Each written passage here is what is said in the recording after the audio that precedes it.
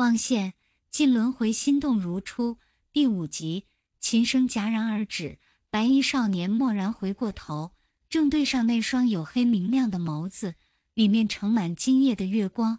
魏无羡笑着凑近，附在白衣少年的耳边，低声道：“蓝湛，我回来了。”趁蓝忘机还没回过神，魏无羡伸手抓过依旧放在琴弦上的手，丢下2只白色团子，转身进了屋，把人摁在桌前坐下，自己坐到对面。你吃饭了吗？魏无羡看了看一桌分明未动的菜，支着脑袋看着对面的人。蓝忘机调整了一下坐姿，2只手放在身前，微微点了点头，盯着面前的人，不忍别开眼。那我自己吃了。魏无羡说着，拿起筷子，挨个菜吃一口，嘴角的弧度依旧不减。蓝忘机没有动，目光牢牢地粘在那人身上，生怕自己一眨眼就会发现这是一场梦。你一直盯着我看干嘛？感受着那道专注的目光，魏无羡从菜里抬起头，夹了一筷子鱼，伸到那片薄唇边，还恶作剧般地戳了戳，问道：“要吃吗？”感受到唇边温热的触感，柔软的鱼肉触碰着紧抿着的唇，蓝忘机微微垂下眼帘，轻启薄唇，缓缓地将鱼肉连着筷子一同含进了嘴里，直到鱼肉从筷子的缝隙中滑落，融入齿间。蓝湛，你是不是喜欢我？魏无羡轻轻撤回筷子，没有继续夹菜，而是径直放到了自己嘴边，轻轻地咬住，末了还伸出灵巧的红舌舔了舔。可嗨嗨，嘴里浓郁的辣味扩散开来，蓝忘机停下吞咽的动作，听见寂静的夜风中一句似是肯定语气的问句，猛地抬手掩面咳嗽了起来。别激动啊，是你的琴声告诉我的。魏无羡放下嘴边的筷子，拿过桌上的茶杯，揭开天子笑的酒封，倒满之后放到了蓝忘机面前，来，喝口水。蓝忘机止住了咳嗽，拿起面前的茶杯，里头的液体晶莹剔透，倒映着一张略微泛红的脸，接着被人喝进了嘴里，冰凉的流过唇边齿间，辛辣的划过舌面，直入心间。魏无羡见面前的人皱了皱眉，放下茶杯，扶着脑袋睡了过去，忍不住轻笑出声：“蓝湛，你怎么还是一杯倒？”筷子复又被拿起，穿梭在一盘又一盘火红的菜色之间。不多时，拿着筷子的手突然被另一只手抓住，2只手的主人隔着一张方桌对视。魏无羡没有抽回手，一双带笑的眸子看着对面的人，颇有几分委屈道：“我还没吃完呢，这就不让我吃了？还要？”蓝忘机恢复了端正的坐姿，淡淡的眸子没有避开，直直看着魏无羡，答非所问道：“还要吃鱼？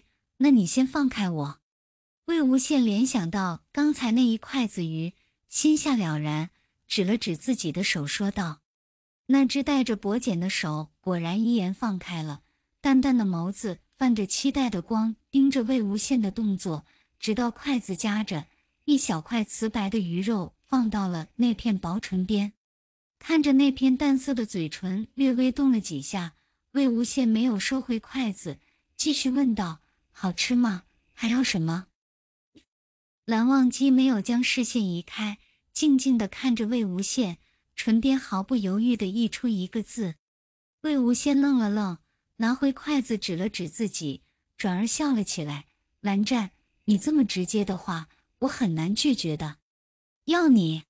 蓝忘机没有听到答复，固执地又重复了一遍，眼里似乎有些情愫在无声地翻涌着。好，你要什么都给你。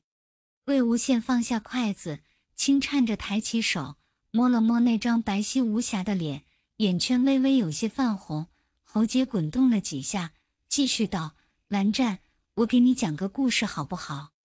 从前呢，有一只小蛇，初化形成人就遇到了一个书生，那个书生是世家公子，长得美若天仙，也不知道是倒了什么霉，被蛇妖给缠上了。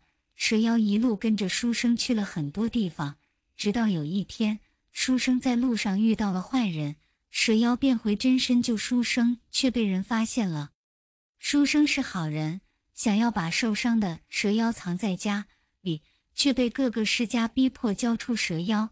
蛇妖知道自己肯定会连累书生整个家族，然后把书生灌醉了，离开了书生。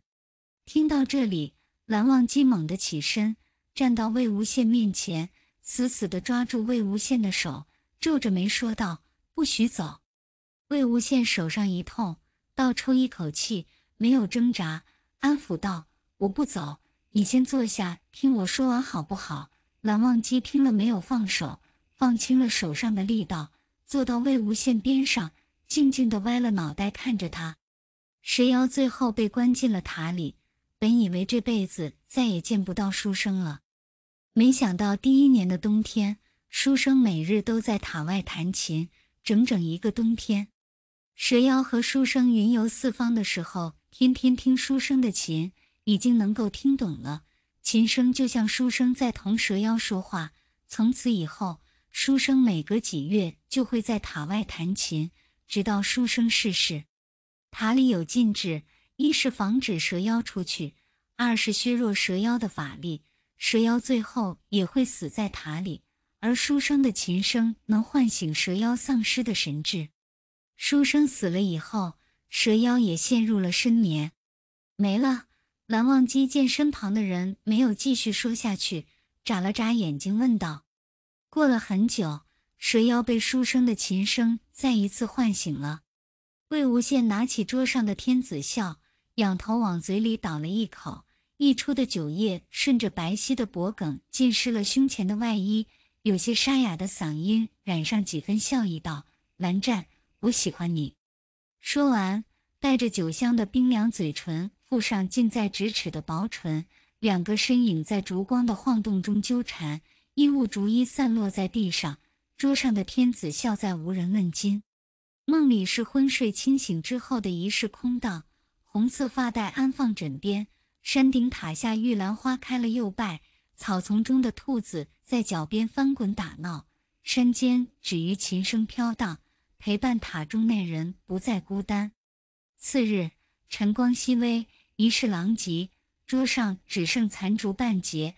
蓝忘机从梦里醒来，转头看见抱着自己睡得正香的人，微微勾了勾唇角：“魏婴，你回来了。”